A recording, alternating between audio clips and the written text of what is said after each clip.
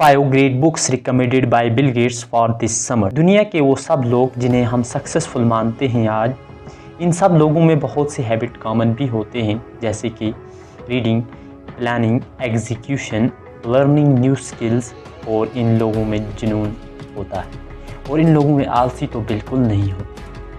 Books तो ये लोग हमेशा पढ़ते हैं, चाहे कितना भी काम। हर चीज़ के लिए एक प्रॉपर टाइमिंग सेट की होती है। यही एक वजह है कि इन लोगों का डे हो या नाइट बहुत प्रोडक्टिव होता है। इस वीडियो में हम डिस्कस करने वाले हैं बिल गेट्स की 5 बुक रिकमेंडेशंस उन्होंने अपने ट्विटर पे की थी इस समर के लिए। रीडिंग बुक्स को लेकर ये लोग बहुत क्यूरियस होते हैं। बिल गेट्स ने ये बात ट्वीट करते हुए बताई, मैं चाहे जहाँ रहूँ, जहाँ जाऊँ, अपने साथ हमेशा बुक्स रखता हूँ। Dear all, welcome on tweets YouTube channel. I request you guys please subscribe the channel and press the bell icon for more videos. Number 1 recommendation जो बिल गेट्स ने की है वो बुक है the power by Naomi Alderman. Bill Gates कहते हैं कि ये बुक मुझे मेरी बड़ी बेटी ने रिकमेंड की थी और मैं बहुत खुश हूँ कि मैंने इस बुक को पढ़ा। उसका कहना है कि ये बुक पढ़ने के बाद मुझे रियलाइज हुआ कि वुमेन्स के साथ किस तरह इनजस्टिस होती है। In 1995, the 4th World Conference on Women in Beijing set out a progressive blueprint for appreciate करता हूँ जो वुमेन्स रिलेटेड इश्यूज पे काम करते हैं, चाहे वो लोग यूएसए में रहते हैं या अराउंड द ग्लोब हैं। अब आप सोच रहे होंगे क्या यूएसए में भी वुमेन्स के साथ इनजस्टिस होती है? यूएसए में भी इनको अब्यूज़ किया जाता है। जेंडर इनइक्वालिटी यूएसए में भी है। अब इसका जवाब तो अगर आप मुझसे पूछोगे या बिल गेट्स से पूछोगे तो यस ही मिलने वाला है, क्योंकि बिल गेट्स ने खुद अपने ये ट्विटर हैंडल पे ये बात कही। दोस्तों, मेरी आपसे एक रिक्वेस्ट है कि औरतों की इज्जत करो, औरतों को रिस्पेक्ट दो, इक्वल अपॉर्चुनिटीज़ दो। औरतों पे जो डोमेस्टिक वायलेंस हो रही है ना, उसके खिलाफ आवाज़ उठाओ। और औरतों से भी एक रिक्वेस्ट है कि अगर आपके साथ कुछ गलत हो रहा है तो आप चुप मत रहें, अपनी आवाज़ उठाएं। जब आप अपनी आवाज़ उठाएंगे ना, पूरी दुनिया आपके साथ हो। और जिस दिन औरतों को हमने रिस्पेक्ट देना सीख लिया ना, उस दिन हमारी सोसाइटी में खुद ब खुद बदलाव आना शुरू हो जाए। गांधी जी ने भी क्या खूब कहा है कि if you educate a man you educate an individual, but if you educate A women you educate an entire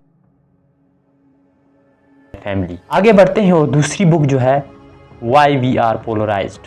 ये बुक के ऑथर हैं एज़रा कैलन है। आगे बढ़ने से पहले हम समझ लेते हैं कि पोलराइजेशन की डिक्शनरी मीनिंग क्या है। वैसे इसको फिजिक्स में कहते हैं, फिजिक्स की टर्मिनोलॉजी में रिस्ट्रिक्ट करना, यानी कि ट्रांसवर्स वेव को रिस्ट्रिक्ट करना ताकि वो एक ही डायरेक्शन में फ्लो हो, इसे पोलराइज कहते हैं। अब ये मतलब तो फिजिक्स क्या है भाई, हमें समझना है पॉलिटिकल व्यू से, हमें किस तरह इन पॉलिटिकल पार्टीज़ ने एक ही डायरेक्शन में घुमाना शुरू कर दिया है हम। और ख़ासकर ये बात जो है ना, डेवलपिंग कंट्रीज़ में कुछ ज़्यादा ही चलती है। डेवलपिंग कंट्रीज़ में जैसे कि रिलीजन बेस्ड पॉलिटिक्स होती है, माइनॉरिटी मेजॉरिटी बेस्ड पे पॉलिटिक्स होती है। अब बिल गेट्स कहते हैं कि मुझे चिंता हो रही है कि मैं जब यूएसए में भी देखता हूँ कि यहाँ पर भी पोलराइजेशन जो है वो ज़्यादा हो चुकी है when it comes to politics. Polarisation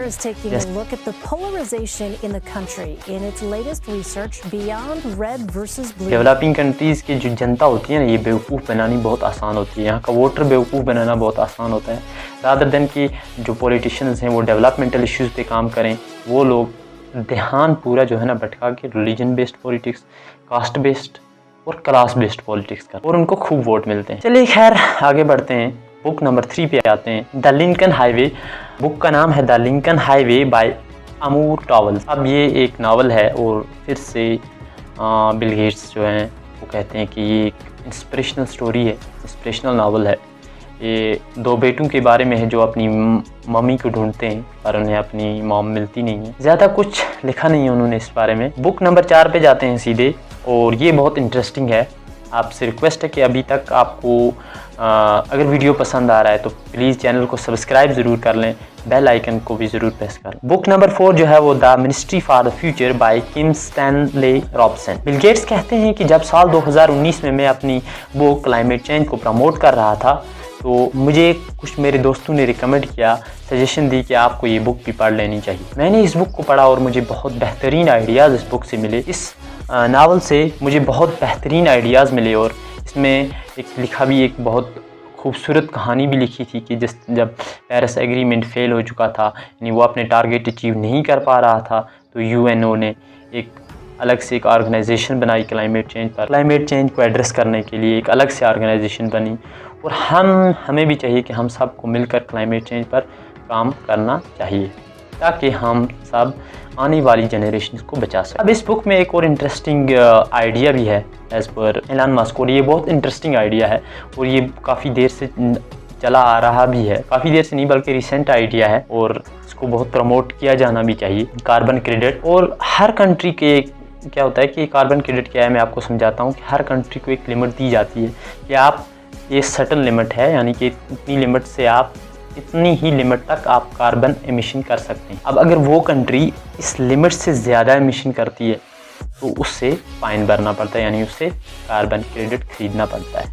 अगर वो खरीदती नहीं है तो उससे फाइन भरना पड़ता है। अब क्या काम है कि कार्बन क्रेडिट को पूरा रेगुलेट किया गया, ये करेंसी की तरह भी काम होता है, यानी कि इसकी एक्सचेंज भी होती है, इसकी लेन देन भी होता है। तो अब सब दुनिया में जितनी भी कंट्रीज़ हैं सबका तो मैन्युफैक्चरिंग करती नहीं है, तो जब मैन्युफैक्चरिंग नहीं करेंगी तो क्या होगा कि कार्बन एमिशन नहीं होगा।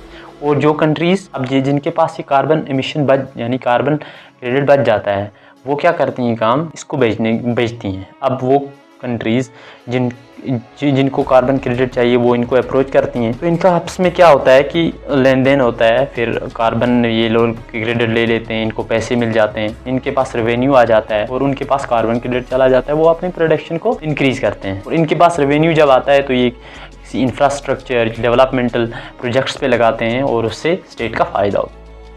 चलिए फिर हम आगे बढ़ते हैं। अगली बुक जो है बुक नंबर 5 है और बुक का नाम है the how the world really work. इस बुक के ऑथर हैं वाल्को स्मेल। अब बिल गेट्स कहते हैं कि ये एक मेरे फेवरेट ऑथर हैं और मैं इन्हें हमेशा इनकी जो भी बुक आती है उनको पढ़ता रहता हूँ। तो इस बार भी एक इंटरेस्टिंग बुक है, मुझे बहुत अच्छी लगी। हर उस आदमी को पढ़नी चाहिए जो कि स्टार्टअप हैं, वर्किंग प्रोफेशनल हैं, बिजनेस ओनर हैं, ताकि वो अपने एरियाज़ ऑफ एक्सपर्टीज़ को जान सकें। और आपसे रिक्वेस्ट है कि अगर आप अभी तक वीडियो में बने रहे हैं, आप चैनल को प्लीज़ सब्सक्राइब कर दें, वीडियो को लाइक कर दें और कैसा लगा ये वीडियो कमेंट सेक्शन में ज़रूर बताएं। हमें आपके कमेंट का इंतज़ार रहेगा। Thank you so much.